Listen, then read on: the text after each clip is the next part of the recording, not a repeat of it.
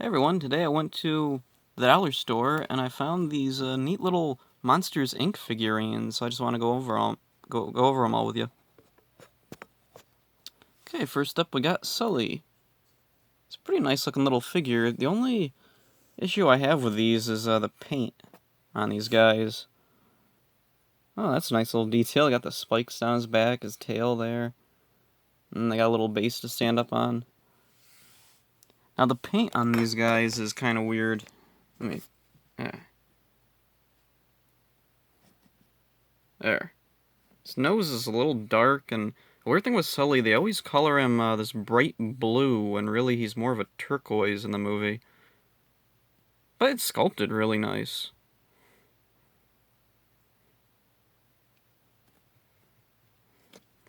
Let's see, who next? Okay, next up is Boo here. Now, this is a really neat little figure. I like that they put her in the little disguise from the movie. That was cool. The detail, the mop in the eyes. The only problem is you can't really... Boo's hair, it is actually sculpted in there. You can kind of see it. But they didn't paint her hair for some reason.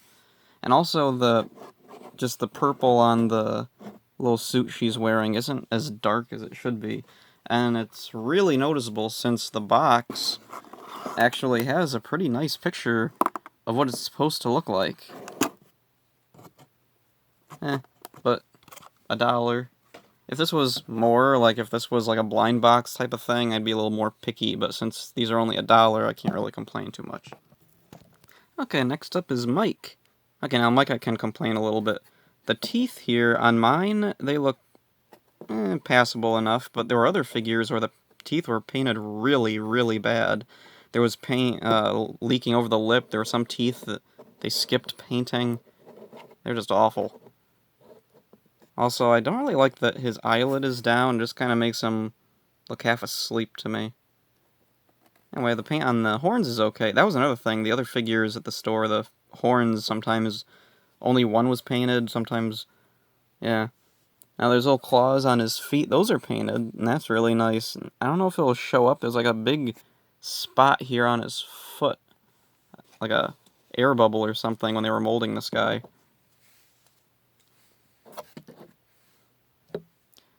Okay, we got Randall next. I really liked Randall. Big Steve Buscemi fan.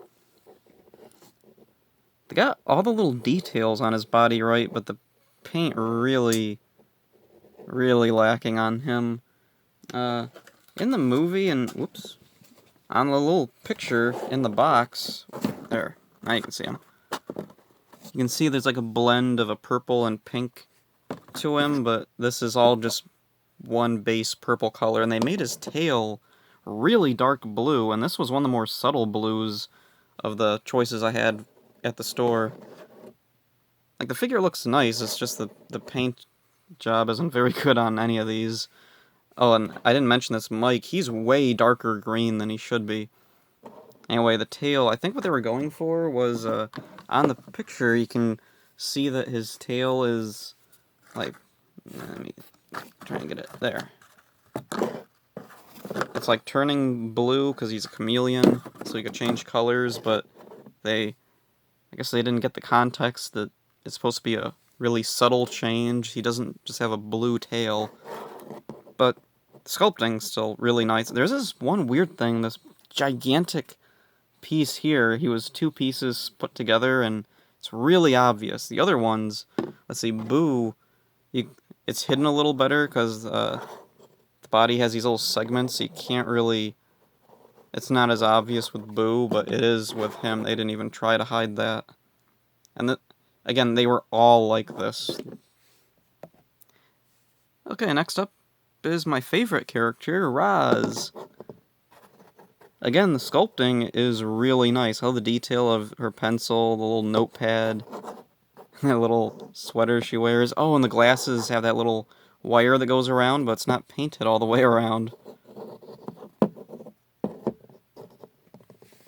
Really nice figure, but again, the painting, or actually, it's not even the painted parts, it's the body. They made it like this kind of yellow-green when really she was in the movie in a more like an off-yellow color. The little mole there is kind of dark. The glasses are a little too thick. I think they might have gone a little crazy with the paint there. But overall, like, if you have kids, I'd say these are pretty reasonable for $1 each. I don't think little kids would really mind too much about the paint details not being there, and collectors, I don't know if collectors would want these. Like, maybe. I don't think these are unique. I think they've had other Monsters, Inc. figurines, and there's the Burger King figures from a few years back that were really, really nice figures. But yeah, if you're a Monsters, Inc. fan, or you have kids who would like these, yeah, I'd recommend these. Go ahead and pick them up if you want. Well, that's all. See ya.